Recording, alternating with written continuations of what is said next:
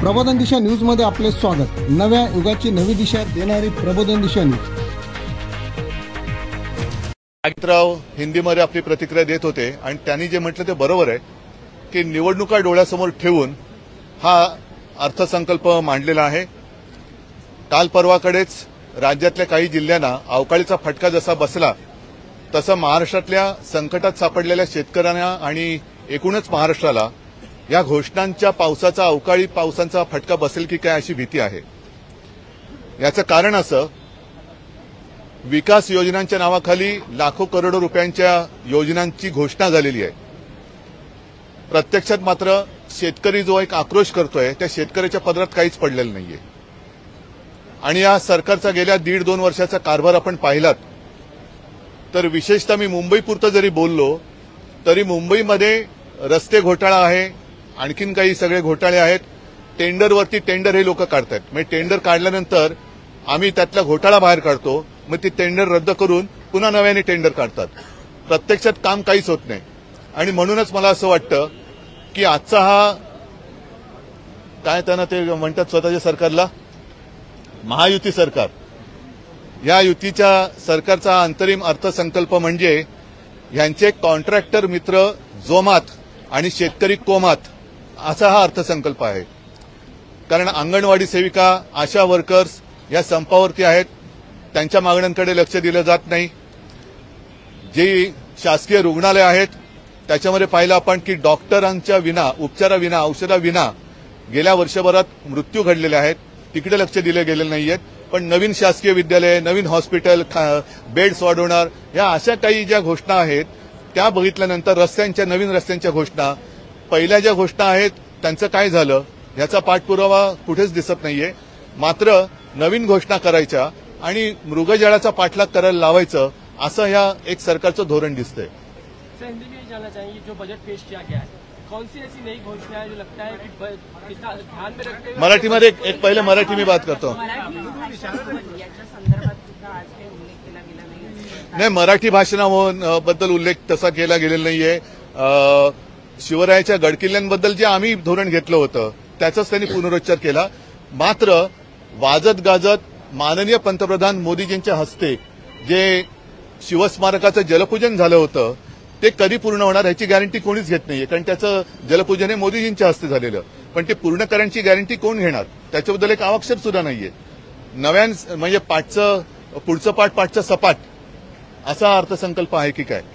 Jarange पाटलांवर SIT लावण्यात आलेली आहे आणि जरांगे पाटलांचे बोलते धनी हे उद्धव ठाकरे, शरद पवार आणि राजेश टोपे आहेत असे आरोप केले गेले आहेत। कोणी केलेत? सत्ताधारी पक्ष। नाही, म्हणजे कोण? व्यक्ती सांगा ना, भाजपच्या काही आमदारांनी। म्हणजे कोण? बघा, याच्यासाठी मला असं वाटतं की हे अत्यंत निर्गुणा प्रकार आहे।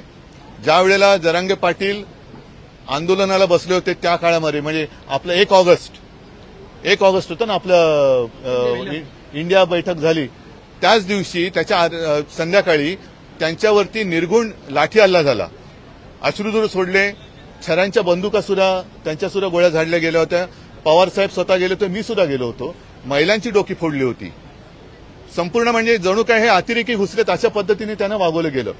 त्याच्यानंतर आमच्याकडनं कोणी त्यांना किती फोन केलेत, मला असं वाटतं की आत्ताच्या ज्या महासंचालिका आहेत त्या यातले एक्सपर्ट आहेत, त्यांच्याकडे जरांगे पाटलांच्या फोनचा रेकॉर्ड असेल, आमच्याही फोनचा रेकॉर्ड असेल, देवेंद्र फडणवीसांनी तो घ्यावा। आणि समजा आम्ही जरांगे पाटलांच्या मागे आहोत तरी देखील त्यांचं असं काय चुकतंय हे त्यांना तुम्ही सांगण्याचा प्रयत्न का करत नाहीत? म्हणजे कोणी आंदोलनाला उभं राहिलं तर त्याच्यावरती तुम्ही त्याला गुन्हेगार ठरवायचं। ज्या पद्धतीने उत्तरेतले शेतकरी गेल्या वर्षी 1-1.5 वर्षापूर्वी आंदोलनाला उतरले होते त्यांना अतिरेकी ठरवण्यापर्यंत मजल गेली, आता जरांगे पाटलांनी सुद्धा तुम्ही अतिरेकी ठरवणार आहात का? हा एवढाच भाग राहिलाय आता। म्हणजे कोणी न्याय हक्कासाठी उतरायचंच नाही। ठीक आहे, एखादीची मागणी कदाचित चुकीची असेल किंवा पूर्ण करता येत नसेल तर त्याला विश्वासात घेणं हे राज्यकर्त्याचं काम असतं, त्याला गुन्हेगार ठरवणं हे राज्यकर्त्याचं काम नसतं। असा राज्यकर्ता बिनकामाचा असतो। परंतु देवेंद्र फडणवीसांवर जे आरोप केले की मला मारण्याचा कट रचला गेलेला आहे त्याची एसआयटी करा चौकशी, आम्ही कुठे काय म्हणतोय। मुळामध्ये जरांगे पाटलांनी जी मागणी केलेली आहे त्या मागणीबद्दल ती मागणी सोडून त्यांच्या मागे का लागतात? त्यांच्या मागण्यांच्या मागे लागा ना। जरांगे पाटलांच्या मागे लागण्यापेक्षा, आणि मग जर आज जरांगे पाटलांच्या मागे आम्ही आहोत असं तुम्ही आरोप करत असाल तर 1-1.5 महिन्यापूर्वी गुलाल कोणी उधळला होता? गुलाल कोणी उधळला होता? फटाके कोणी फोडले होते? म्हणजे जर तुम्ही त्यांची एसआयटी लावत असाल तर माझं म्हणणं असेल की एसआयटी चौकशी चिवटपणाने करा. चिवटपणाने त्याची चौकशी करा, मध्ये सोडू नका. म्हणजे त्यांच्याकडे पुरेसा कालावधी आहे. जरांगेंचे फोन रेकॉर्ड तपासा, आधी तपासले असतील. मराठी भाषा प्रस्ताव कळण्यासाठी सुद्धा जर का त्यांना नीट समजवण्याची आवश्यकता असेल तर मला असं वाटतं असं दुर्दैव देशाचं असू शकत नाही. बरं, आमचं सरकार आता यांनी गद्दारी करून पाडून 1-1.5 वर्ष होऊन गेलं. आम्ही तर प्रस्ताव पाठवले होते, त्या आधी सुद्धा पाठवले होते. मला खात्री आहे की विरोधी पक्षात आम्ही असलो त्यांच्या भाजपच्या, तरी देखील देवेंद्र फडणवीसांनी सुद्धा तो प्रस्ताव पाठवला असेल अशी आम्हाला खात्री वाटते. मग त्याचा पाठपुरावा त्यांनी का नाही केला? 1.5 वर्षामध्ये तुम्ही प्रस्ताव का नाही पाठवला? म्हणजे नको तिकडे चौकशा करण्यापेक्षा हे प्रस्ताव पाठवा ना.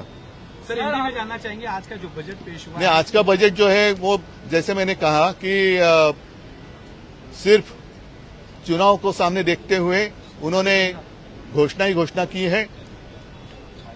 पिछले साल जो कुछ किया था उन्होंने अर्थसंकल्प, उसका क्या हो गया?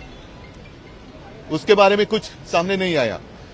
छत्रपति शिवाजी महाराज जी का जो स्मारक समुद्र में बनाने के लिए स्वयं मोदी जी आए थे, उनके हाथों से जल पूजन हुआ था. जिस काम का पूजन स्वयं मोदी जी के हस्ते हुआ है उसकी ब्युरो रिपोर्ट प्रबोध दिशा न्यूज नवी मुंबई. पुढील बातमीसाठी अपडेट राहा. प्रबोध दिशा यूट्यूब चॅनलला सबस्क्राईब करा, बेल आयकॉन दाबा.